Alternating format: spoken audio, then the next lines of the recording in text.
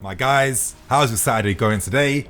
For the news daily video, I'm going to focus on two big stories today. For the first one, we're going to discuss Jorginho and what exactly he had to say about the future of his Chelsea career. For the other main stories, the big stories, the massive stories, I'm going to focus entirely on Haaland, the club's latest plots and plans to bring him to Stamford Bridge for the summer, and you're going to hear about the player that could be leaving to help get this deal over the finishing line. So, you know, last summer I told you guys, get excited, get gassed, because this was going to be a massive one, and I was proven right. This summer, you guys, this one coming up could be an even bigger one, because we all know we want that PL title for next season.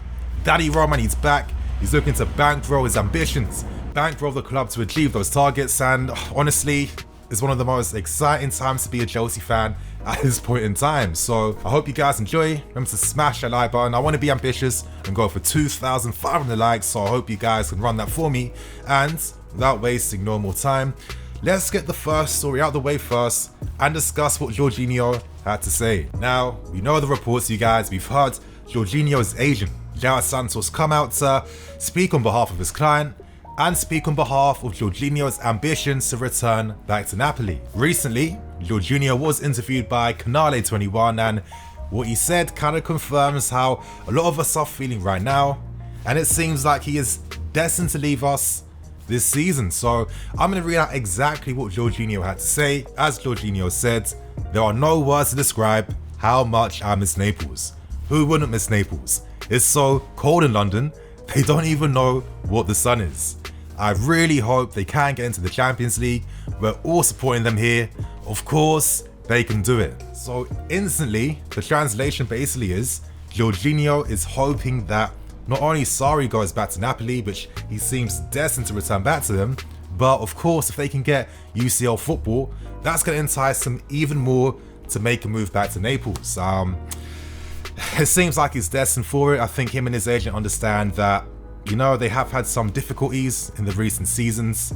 The club's direction to, move on tactically, it does mean that Jorginho does kind of have like an expiration date here. So no surprise they're plotting and planning to make the return back for the longevity of Jorginho's career. Now, you guys, I'm gonna hint towards something. Of course, reality is, when you've got a channel like this focused on Chelsea content, it means that you do get fortunate enough to, get more context, get more info, learn things happening behind the scenes. Now, what I can tell you, because I'm not here to slander no players for this club, is that there could be more reasons, more personal reasons too, behind why Jorginho wants to make that return back to Naples. Now, of course, he's got a family, he's got responsibilities, and I want to say something here right now, but I don't think I'll be allowed to say it, to be honest. But all I'm saying is that Jorginho has got a very active outside life. That's all I'm gonna keep it to. So it seems like to me it was no surprise that this could be his last season. It's kind of looking at that, you guys. So I guess if you've got a Jorginho Avi, you've got a few months now to try and transition away from that, find another player to stand. You guys, you've got that time, and jokes aside, we now move on to more serious, more interesting, more exciting reports. Now I'm gonna focus entirely on Erling Haaland, all the news that has been coming out over the past 24 hours, and as you guys should expect, the summer window is approaching. The news is only going to pile up more and more and more, and Haaland is Mr. Number One for every big and serious club this summer. So without wasting no more time, let's kick things off. Now, to start with things, we have to understand the context behind Haaland, his mindset, his mentality for his next move and the next step up in his career. Of course, Haaland doesn't really have any personal ambitions in regards to the clubs he wants to represent. He only cares about signing for a club that he feels will boost his career, elevate his career, and be the best place for him to, of course, maximize his career. We know this already. He had a massive opportunity when it came to leaving RB Salzburg to sign for Man United. Of course, working alongside his former manager at Molde, Nordi Solskjaer, that was more than enough reasons for most players to make that move to Man United. However, Haaland, his team, they felt like that was not the correct step to make. The opportunity presented by Dortmund was the best one considering their young team, their attractive attacking style of football, and of course being like one of those stepping stone clubs where you are going to play week in, week out, you are going to have the opportunity to develop your game, And now that he feels like he's ready for the next step, Haaland will only focus on a club that he feels will be best for his career. Now, let's move on to all the clubs, all our rivals in the hunt for Haaland, and let's hear how they're progressing in their moves to sign him. Starting with Man City, and right now Man City have already presented an offer of 150 million euros. Now, of course, this is only an introductory offer, but of course, Man City, they want a powerful replacement for Sergio Aguero. His father used to play for the club. Not that sentimentality means anything to Haaland, and for me, I feel like they're one of our serious rivals. Now, we move on to Man United, and it seems like after signing him this summer, they seem prepared to sell Van der Beek to help generate the funds to make that big move for Haaland. Now, in my opinion, United, their attack, would that be the best club for him to maximize his career? So many times there's been examples of players with big potential. I'm looking at Paul Pogba. And can we really say that he really went levels in his career signing for United? I don't think so. So for sure, that is one thing that Haaland and his team are going to look at. We now move on to Bayern Munich, and right now, they might be the lowest in the pecking order, but naturally, of course, they're looking for a ready-made replacement for Lewandowski. However, could they compete financially in paying over 100 million to sign him? I'm not too sure, and ideally, they would prefer to make a move for him next summer when his release clause is set at 75 million euros. This now takes us forward to Real Madrid, and Madrid's Dortmund, they have a very good sporting relationship. Let's not forget that Real Madrid offered Werner, their new signing from last season, on loan to Dortmund, and for me this feels like a tactical decision to maintain that good relationship in hopes of being able to get right to the front to sign Erling Haaland. And regards to how they're going to financially get this deal done, especially considering the recent price tag, the 180 million euro price tag that Dortmund have applied to Haaland, for me, I'd love to see how they're going to get that one through. Now, this takes us to our final club in Barcelona.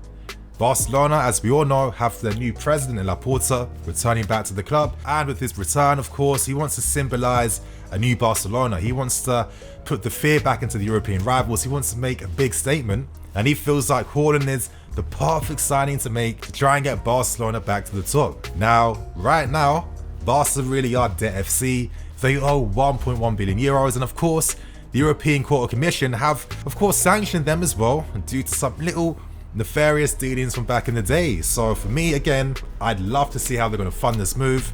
But at the same time, with both the Spanish clubs, they could be forced to sell players to try and make this move happen. Right now, it makes complete sense for Dortmund to want to sell Haaland, considering that next summer, he'll be sold for less than half the money they could potentially get for him, considering that Dortmund signed him for 20 million euros and could sell him for 6 to 7 times the fee. I mean, it's absolutely mad, you guys. And of course, there's even more reason to sell Haaland in this window because Raiola gets an even bigger payout to get this deal done. Now, this takes things forward to us, and the latest news surrounding our plans to sign Haaland involve Timo Werner in a player exchange plus money to get this deal done. Now, I'm going to remind you guys to catch yesterday's video just updating this whole story, because as I did mention, if Haaland cannot be signed, the next target, the main one, the successor, the alternative, would be Romelu Lukaku, who for me would be an excellent signing to make. But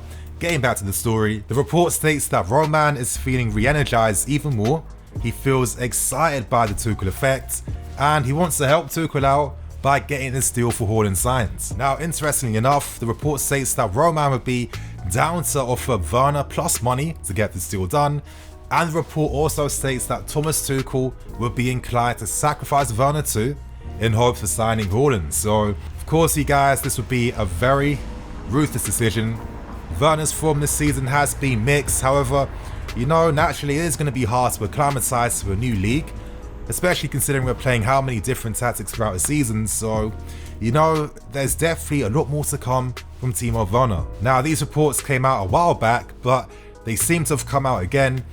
And when it comes to covering stories, when you hear the same story being re-emphasized and just recirculating again and again and again, it does point towards more concrete facts behind these reports. So from now on, to end things with the video, I'm going to give my thoughts and opinions. Now, obviously, this would be an extremely ruthless deal. However, let's try and understand the context and be hypothetical about things. let's say you were to put Werner on the market, who would be the main clubs in particular fighting to sign him straight away?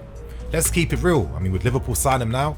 I don't think so. Would any of the Manchester clubs sign him? Probably not. So in that sense, I guess Dortmund, could they really say no to signing a player that has been banging in the goals for fun in the Bundesliga, that understands the league, that could complement their speedy use of play? Werner as well could possibly benefit from a deal like this. And again, you guys, I'm keeping things hypothetical towards the reports, you know what I'm saying? But of course, with how Dortmund play, the space they create, Werner could maximize his pace even more. He'd have even more space to play in, and I feel that he could be a major success at Borussia Dortmund. Now, that's one way and one angle in which I see this story making sense. Another angle could potentially be, okay, we've signed Haaland, and for me, ideally, seeing how he's been absolutely on fire at Dortmund, another player that's really helped him even more has been a Jadon Sancho. Now, if you have a front three potentially of Haaland, Werner, and let's say what, Kai Havertz or Ziyech, etc., etc., it feels like, are we going to maximize the chance creation for Haaland? Because remember, he is only signing for us if he feels that his style of football is going to be absolutely maximized. And of course, he spent 50 million on Werner. He has been indifferent this season. He hasn't been scoring for fun. Chance creation has been difficult at times. And of course, for a massive deal like this, you know that Haaland and his team are focusing on the details. Now for me, sacrificing Timo Werner could be that finishing touch to really persuade and tell Haaland that you mean business, you're serious, this is the club to sign for to maximize your career, and we're proving it to you by making way of a player that we only signed because we feel like you can be better and we can create better conditions for you to shine and thrive. I personally feel like we could hear more behind the story because, again, you know, if you've got Haaland, he's a guy that wants the chances made for him.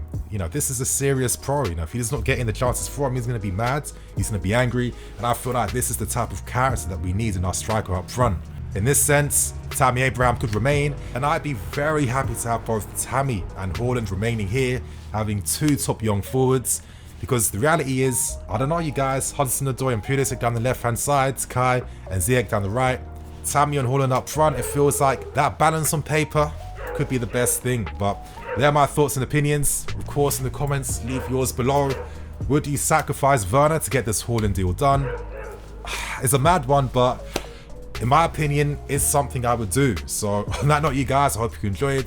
I'm Nini FC, this is Blue Lines TV. I'll catch you guys later with some more videos. Peace.